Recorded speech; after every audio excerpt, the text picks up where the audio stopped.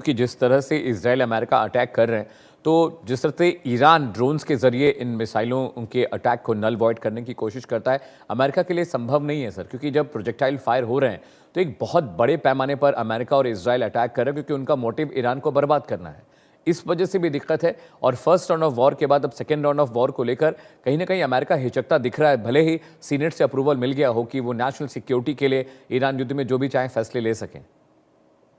आपकी बात सही है कि अमेरिका इस समय युद्ध को अवॉइड करना चाह रहा है, लेकिन ये एक पक्षी नहीं होता है। इस युद्ध में ईरान को भी बहुत भारी क्षति हुई है, जैसा कि मैंने पिछली डिबेटों में भी कहा है कि ईरान में जो क्षति हुई है वो सार्वजनिक रूप से उपलब्ध नहीं है, क्योंकि वहां पे इंटरनेट और मीडिया पे टोटली बैन है।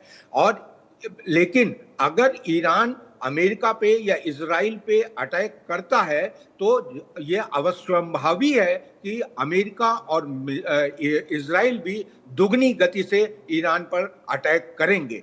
साथ ही साथ अमेरिका केवल ईरान के साथ ही इंगेज नहीं है। अमेरिका की एक दिव्य दृष्टि यूक्रेन, रूस के खिलाफ, इजराइल को सपोर्ट करना इन मिसाइलों के माध्यम से, एयर डिफेंस को प्रोवाइड करना, इंडियो पैसिफिक को देखना, चीन को रोकना, चीन को ताइवान के आसपास अपने जो सहयोगी देश हैं वहां पे इन मिसाइलों का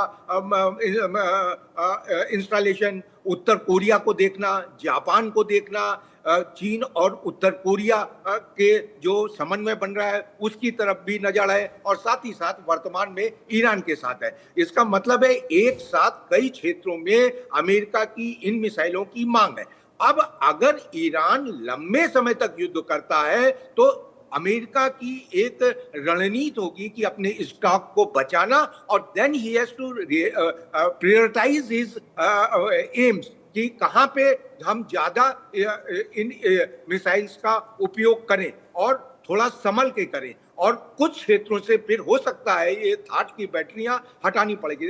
दे are air defence missile. That's जो है ये बैटरीज में आता है और ये एयर डिफेंस और बहुत महंगी मिसाइल है, और इनको प्रोड्यूस करने में काफी समय लगता है। और अमेरिका की जो मैन्युफैक्चरिंग कैपेसिटी है वो उतनी तेज नहीं है जितनी तेजी से पैट्रियट और थाट मिसाइल का उपयोग या कम हो रही है। तो ये एक अमेरिका के लिए चिंता की बात जरूर है। ऑलराइट सर, एक सवाल मेरा ये भी है सर, क्योंकि अभी ट्रम्प साहब का बयान आया कि वो लोगों की जान नहीं लेना चाहते और ईरान पर अभी फिलहाल वो हमला रोक रहे हैं, लेकिन ईरान कहीं से भी इस रिटेलिएशन प्रोसेस में दबता दिखाई नहीं दिया। ईरान बार बार अमेरिका को धमका रहा है, लेकिन अब खबर ये भी है सर कि सीनेट से अप्रूवल के बाद अब इसराइल और अमेरिका दोनों ज्वाइंट रिटेलिएशन कर सकते हैं ईरान पर, जो पहले राउंड से ज़्यादा खतरनाक हो सकता है। अमित जी, इस तरीके के जो वक्तव्य हैं उनको ये एक किसी भी युद्ध के अभिन्न अंग है। एक दूसरे के दोनों दुश्मन देश एक दूसरे को कमजोर ठहराने की कोशिश करते हैं और दोनों देश अपनी बढ़त बताने की कोशिश करते हैं। ये मोरल बूस्टिंग स्टेप्स होता है, वो अपनी देश की जनता को एड्रेस करते हैं और अपने सेनाओं के मनोबल को बढ़ाने के लिए करते हैं। ये बात सच है। और साथ ही साथ ये भी बात सच है कि एक मीडिया में रिपोर्ट आ रही है कि होर्मुज को खोलने की बातचीत चल रही है। ओमान के साथ ईरान का कोई समझौता हो रहा है कि जहां से होर्मुज खोला जाएगा। और होर्मुज और एटॉमिक की जो जिद है, एटॉमिक इनरिचमेंट की, यूरेनियम के इनरिचमेंट की जो जिद है ईरान की, अगर इन दो मुद्दों पे सहमति बन जाती है तो ये युद्ध काफी, मुझे विश्वास है कि विराम की तरफ बढ़ेगा। तो ये बात भी सच है कि अमेरिकी सीनेट ने अमेरिका के राष्ट्रपति को यह अधिकार दिया है कि किसी भी संभावित हमले या कोई भी युद्ध जैसी स्थिति आती है तो आप पूरी क्षमता से ईरान पे आक्रमण कर सकते हैं। लेकिन वर्तमान में जो आज के समय, आज की डेट में स्थिति है वो थोड़ी सुखदायी है। ऑलराइट सर, प्लीज मेरे साथ रहिएगा। अगली खबर पर भी सर मैं चाहता हूं कि आप अपना मशवरा दें। बड़ी खबर आ रही है, मिसाइल टेस्ट के लिए भारत सरकार ने नॉटम जारी किया था, जिसके बारे में हम आपको पहले भी बता चुके। हिंद महासागर में करीब 2500 किलोमीटर का जो एरिया है वो नॉटम के दायरे में होगा। 6 और 7 अगस्त के लिए ये नॉटम जारी किया गया। यानी 6 अगस्त सुबह से लेकर रात तक और 7 अगस्त की रात तक होगा। और इस दौरान K4 मिसाइल के परीक्षण की अटकलें सामने आई। सबमरीन लॉन्च बैलिस्टिक मिसाइल है K4 सीरीज, और K4 की मारक क्षमता करीब 3500 किलोमीटर होती है। भारत एक बार फिर अपनी मिसाइल पावर दिखाने की तैयारी में। भारत ने हिंद महासागर क्षेत्र में 6 और 7 अगस्त के लिए लंबी दूरी के मिसाइल परीक्षण के लिए नोटम जारी किया है। इस चेतावनी के तहत करीब 2500 किलोमीटर लंबा जो क्षेत्र, जो इलाका है, वहां पर विमान और जहाजों की आवाजाही अस्थायी रूप से प्रतिबंधित रहेगी।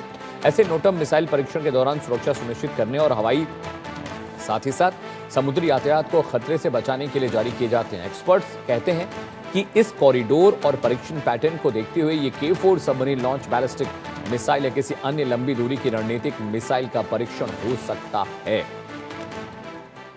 ज्ञान प्रकाश जी मेरे साथ लगातार बने हैं। ज्ञान सर, बेसिकली हम नोटम जारी करते हैं और इससे पहले हमने बहुत सारी जो मिसाइल टेस्टिंग हुई हमारी वो उड़ीसा में हुई है, आपको भी ये चीज़ ध्यान में होगी। लेकिन इस बार जो नोटम जारी किया गया सर, वेस्ट जो बंगाल बे है वो, और इसके अलावा जो पैसिफिक ओशन है वहाँ पर जारी किया गया है। जितना नोटम का एरिया है, ऐसा लग रहा है कि हम एक लंबी दूरी की मिसाइल की टेस्टिंग करेंगे। हालांकि K4 मिसाइल के बारे में ये कहा जा रहा है।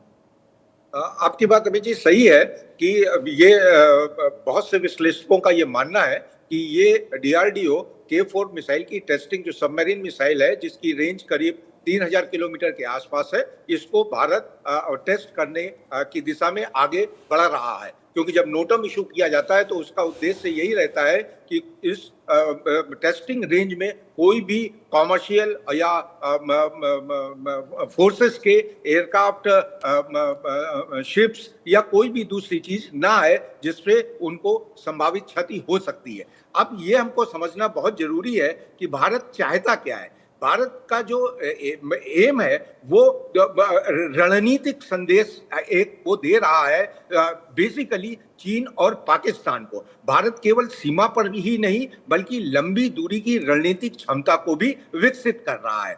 अब ऐसा है कि जहां तक पाकिस्तान है, पाकिस्तान के पास भी बैलिस्टिक मिसाइल क्षमता है और भारत लगातार अपनी प्रतिरोधक क्षमता को आधुनिक बना रहा है और इससे क्षेत्रीय संतुलन भारत के पक्ष में झुकेगा और ये एक बहुत ही सुखद पहलू है। इस मिसाइल से एक रणनीतिक संदेश दोनों देशों की तरफ जा रहा है और इसका सामरिक महत्व यह है कि लंबी दूरी तक सटीक लक्ष्य भेदने की क्षमता देती है और महत्वपूर्ण सामरिक ठिकानों तक पहुंचने की क्षमता हमारी बढ़ती जाती है और दुश्मन के लिए एक डिटरेंस का फीलिंग देती है कि आप मुझ पे गलती से भी आक्रमण नहीं करना, नहीं तो इसके बहुत दूरगामी परिणाम होंगे। साथ ही साथ यहाँ पे एक बात बताना बहुत जरूरी है कि भारत ने, जैसा कि एटम बम के यूज के विषय में बोला हुआ है कि भारत पहला परमाणु हमला नहीं करेगा, लेकिन चाहे परमाणु की बात हो चाहे मिसाइल की बात हो, अगर भारत में हमला हुआ तो मुंह तोड़ जवाब और निर्णायक जवाब दिया जाएगा। इसीलिए भारत की मिसाइल नीति मुख्यतः रक्षा और डिटरेंस पे आधारित मानी जाती है और ये बात जो आपने बताई है कि हम DRDO टेस्ट की करने के लिए अगला कदम उठा रहा है, तो ये परिलक्षित कर रहा है कि DRDO की क्षमता दिन प्रतिदिन बढ़ती जा रही है। इसने बहुत सी मिसाइलें डेवलप कर चुकी हैं जो ऑपरेशनल हैं और बहुत सी मिसाइलों को डेवलप करना चाह रहा है। इसके जो अपनी किटी में जो इसके मतलब इसकी क्षमता को बढ़ाते हैं, इसके उपयोग को या इसकी महत्व को बताते हैं। जो DRDO ने इतनी मिसाइलें डेवलप की, जैसे अग्नि श्रृंखला करी, पृथ्वी करी, ब्रह्मोस करी, आकाश करी, अस्त्र करी, पिनाका करी, प्रलय करी और हाइपरसोनिक तकनीक को बढ़ाता जा रहा है और इन सब क्षेत्रों में DRDO ने उल्लेखनीय प्रगति करी है। और आधुनिक आज के समय में आपने मिडिल ईस्ट में भी देखा हुआ है तो ड्रोन और मिसाइल बहुत ज्यादा उपयोगी साबित हो रहे हैं। इसलिए अगर DRDO या भारत अपनी मिसाइल क्षमता को आगे बढ़ाता है तो ये एक सराहनीय कदम है और हमारे देश के लिए एक गौरवमयी पल है। और क्योंकि आज के युद्ध केवल सैनिकों से नहीं लड़े जाते हैं, अब आज के युद्ध में हमने देखा है लंबी दूरी की मिसाइलें, ड्रोन, AI आधारित सिस्टम, सैटेलाइट नेटवर्क, साइबर युद्ध का जमाना आ चुका है। इसलिए ये एक बहुत ही सराहनीय कदम माना जाएगा।